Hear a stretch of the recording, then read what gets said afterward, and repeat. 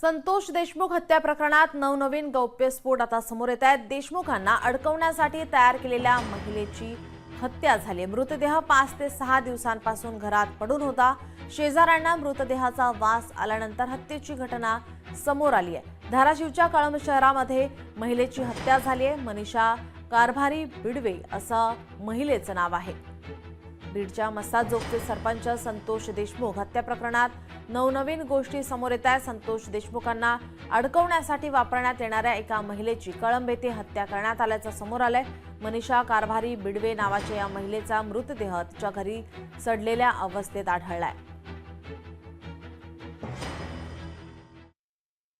आम्ही सांगतोय, गावकरी सांगतायत की ही हत्या केल्यानंतर चुकीच्या गुन्ह्यामध्ये अडकवण्यासाठी किंवा हा सगळा प्रकरण डायव्हर्ट करण्यासाठी एका महिला जी तयार केलेली होती ह्या आरोपींनी, त्या आरोपींनी तयार केलेली महिला त्याचा तरी तपास यांनी बिना मागणीचा करायला पाहिजे होता। कारण का त्याच्यामध्ये ह्याच्या अगोदर कित्येक बळी पडले असतील त्या गोष्टीचे, परंतु या लोकांनी त्याला कधीच गांभीर्याने घेतलं नाही।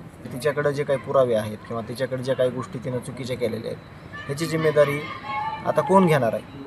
म्हणून आमचे गावकरी आणि आम्ही मागणी करत होतो की ती महिला कोण आहे, जेणेकरून खोट्या गुन्ह्यामध्ये अडकवण्यासाठी त्या महिलेला तयार केलं गेलं होतं, परंतु त्याचा कुठलाही तपास यांनी केला नाही। त्याचा खूप खेद वाटतो।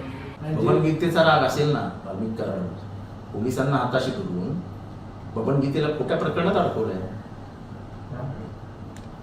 बापू अंधळे जे खून प्रकरण आहे त्या खून प्रकरणामधला खोटा आरोपी आहे बबन गीते। बबन गीते नसताना त्याच्यावर आरोप टाकलाय।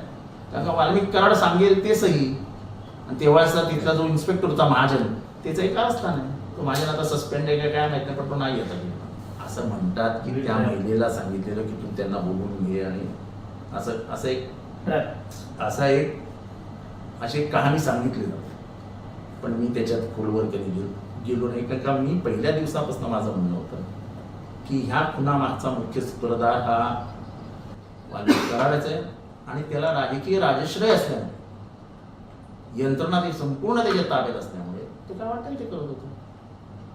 तरी अजून माझं शासनाला म्हणणं आहे की महादेव मुंडेचं लोकशाही मराठी ऐका, पहा, जागरूक रहा।